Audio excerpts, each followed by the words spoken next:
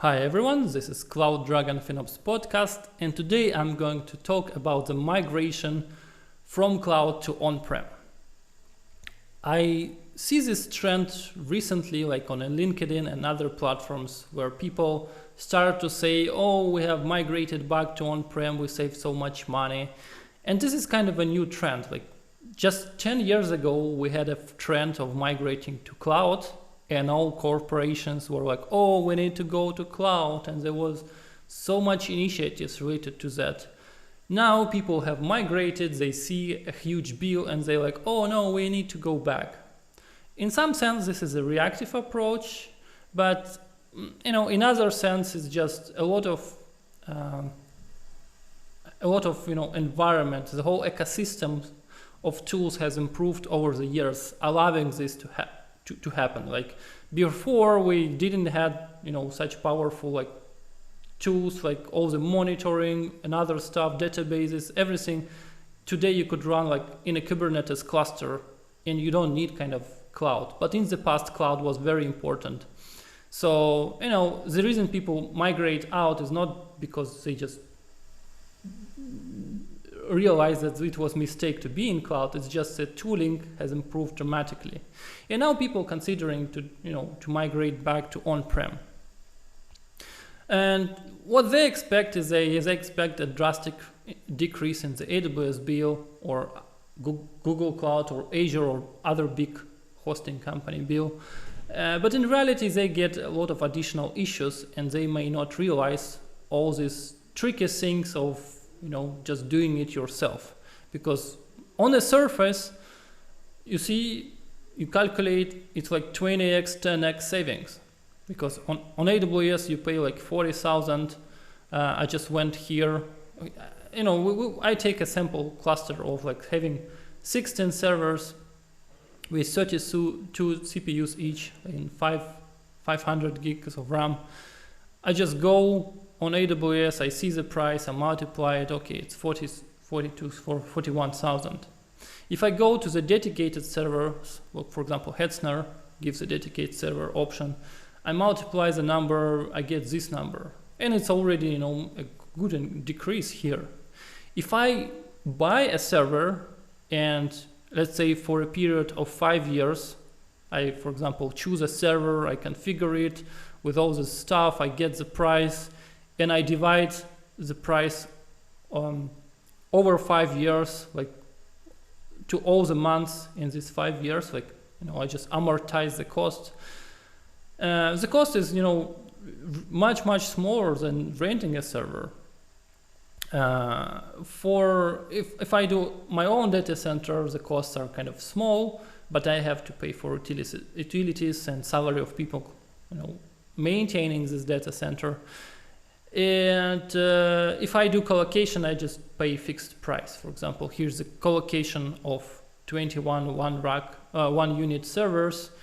It's about 2 kilowatt of power, and I have 700 a month here. So enough to run all those servers I've shown in the previous slide. So it's 700. You add up it here, and you get this number. If you compare this one to this one, it's almost 20x difference. And you see, why didn't we migrate it to on-prem before? Because it's so cheap. If you see the price of the server, I could buy 2 servers every month for the money I pay for AWS. In 4 or 8 months, I could just return all my investments. Why do I need to pay AWS? But the answers are not that obvious. Many things are not accounted, and the first thing is that, well, you don't just need 16 servers, you need more, because if you have this load running on AWS, you could actually make it pretty tight with a server size. You could do auto-scaling and stuff like that, but if you're running your own data center, or you run a colocation, or even if you rent dedicated servers, you can't just go and say, oh, I need more servers in the same second. You have to have some margin here. And you also have to account for future growth. For renting, you don't need to do that. You just rent more. But if you buy servers, you need to have at least few months margin to be able to, you know, to buy, to order some servers and install them in a few months. So typically you need to like 2x for, or even 4x more than you actually use. I say typical values like 2x, 3x, and one of the important reasons, if you want to have high availability in your infrastructure, you probably want to run 2 data centers, share the load between them, and if one data center goes down, well, all this load is going to go here, and this stuff is going to stretch like this, and this stuff is going to stretch like this. So when you have an outage, now one data center handles all the load, so you need at least 2x from this number. That's why, you know, it's not that direct. It's not that things that you calculate that you know, this number is kind of two times more than you actually expect.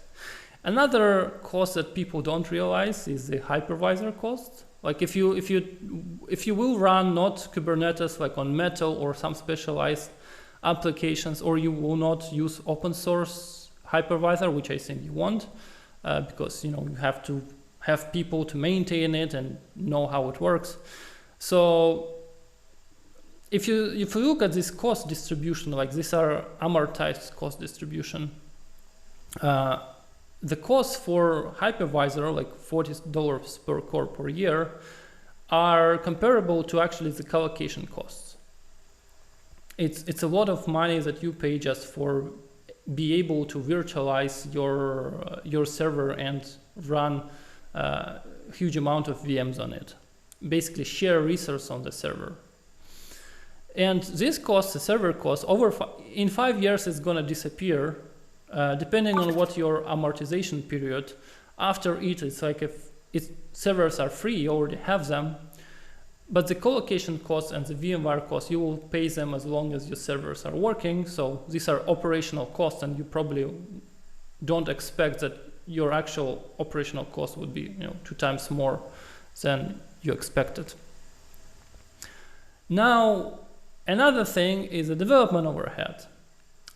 If you have a huge team of developers working on a product, and you also have a huge AWS bill, you need to know the ratio between those two. Like if you have a 10 times more salary spendings than you spend on AWS, it means an impact on the developer productivity is going to be like 10x. Like imagine I decided, oh, you know, I will save money by shrinking down my infrastructure like 2x. Okay, I've saved this amount of money. But at the same time, because you do that, developers start working slower, and your overall cost actually increases. So there is a very tight balance between the costs for the infrastructure and the costs for the development. You know, the actual relationship is very complex. For example, if you hire good developers, typically your AWS costs go down also, and your product is better and everything is better. But sometimes you just have to you know, trade off between two of those. For example, if you have $50K a year for one developer, because you decided to move to on-prem, now he has to think about all this on-prem stuff, and he works slower, so the overhead is this number, and for 20 devs it's like 8,000 a month. Compare that to these numbers we had, it's just, you know, 4 times more than the servers actually cost. Another thing that people forget, that on-prem is not that available compared to the cloud. Like if you run your own servers or you buy colocation, the numbers will typically be lower than on, you know, these big clouds, and that's why everyone uses them, because they are, you know, provide pretty much good availability. Those numbers are just made up by me. I don't know what exact availability is here, but I just show you that just 1.9 difference in availability here is like 8 hours of outage. And on-prem, the outage doesn't happen because all your server fails.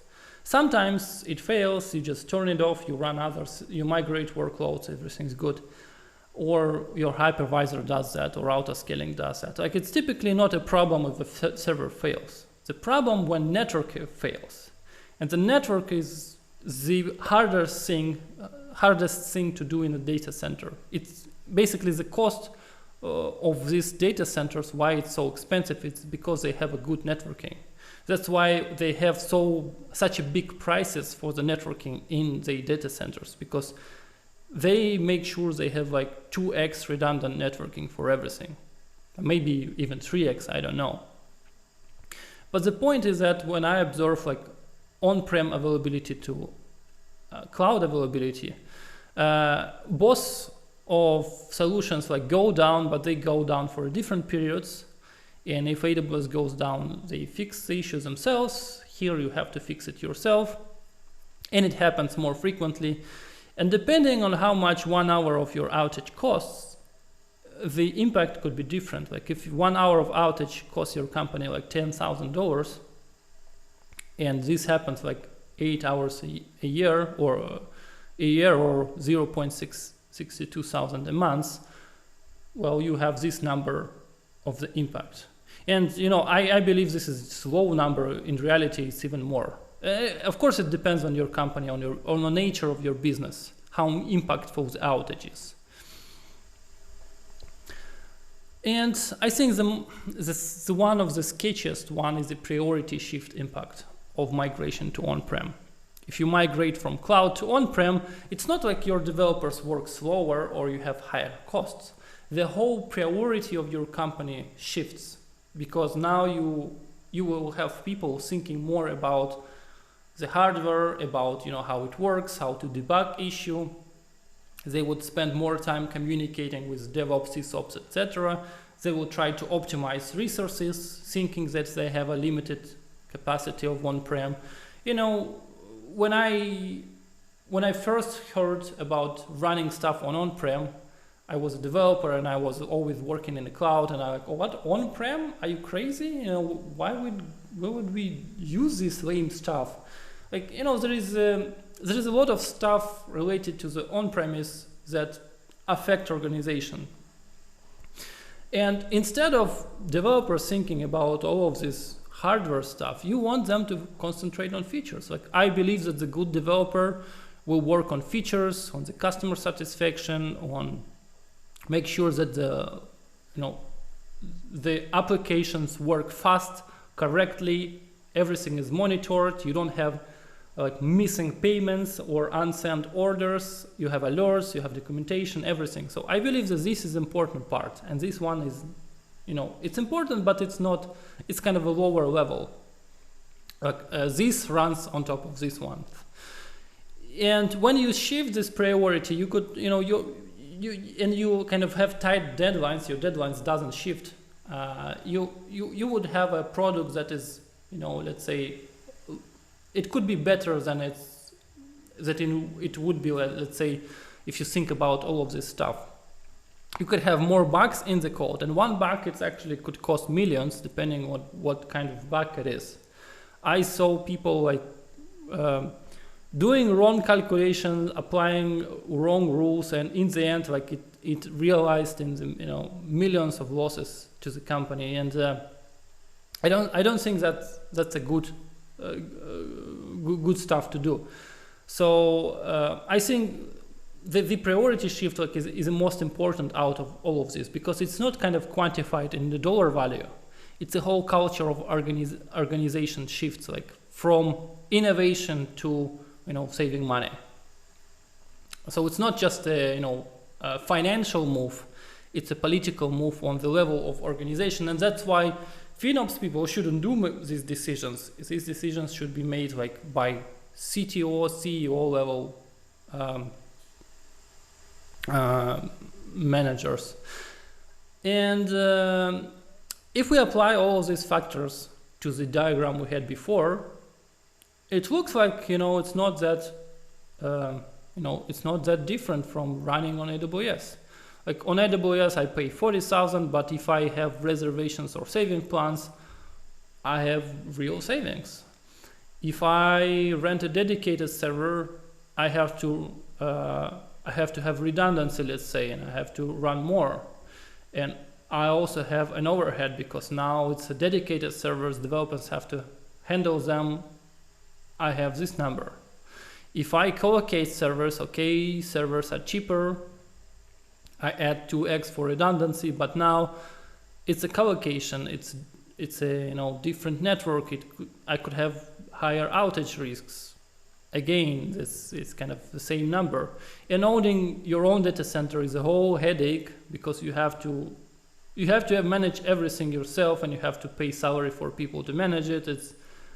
It's also not that brilliant. And you see on this chart, and it makes sense why people have migrated to cloud, because it allows you to concentrate on your business and not on your infrastructure. However, there are ways to actually save this money. Like the stuff we have discussed previously is about abstract application in vacuum. But if you have specific application with a specific requirements, you could actually see that for this application it makes sense to migrate, and for another application it doesn't make sense to migrate. So there is a big differentiations on this effectiveness depending on nature of the company and nature of the product. For example, if you have developers working in Kubernetes, they don't care where you run Kubernetes. You run it on-prem or you run it in cloud.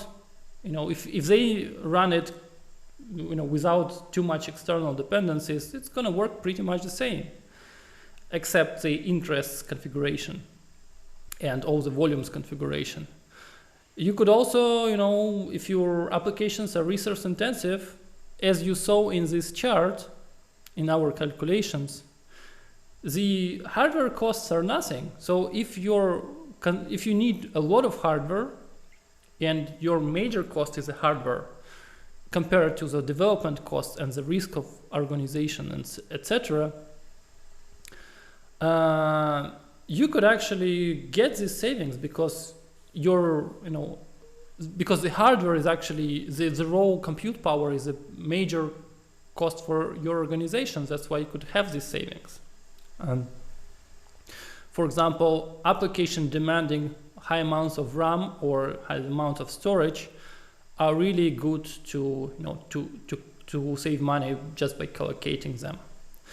If you already have tools for HA, like you run the distributed database that cost you a lot, or you run multiple data centers that are like in high availability mode, well, you already have a high availability. Maybe you don't need a cloud to have it, because if you have multiple data centers, one goes down, you switch to another, you have like 1 minute switch over, and that's it. You don't have problems with that. So if you're already maintaining high availability, maybe it doesn't matter if you run it in cloud or on-prem. And the major thing, of course, if it aligns with your company's priorities. Like if your current focus to go to the market, to build applications, to provide new features, something that nobody ever had done before, well, you don't want to spend time on cost optimizations. But when you have customer base, you have like a lot of clients, they consume CPU, they consume RAM, you see that your bill is skyrocketing because your auto-scaling skyrocketing. Well, then you might see, maybe now it's a time to stop developing new features and starting thinking about the cost effectiveness of all this enterprise. Or maybe you see that, maybe if we migrate, we will provide more value to the customer. We will be able to give more bonuses, more discounts, or have lower fees for our service. Like the value to the customer is the main thing here. Like if migrating to the on-prem provides value to the customer through various means, that's a good decision in the end.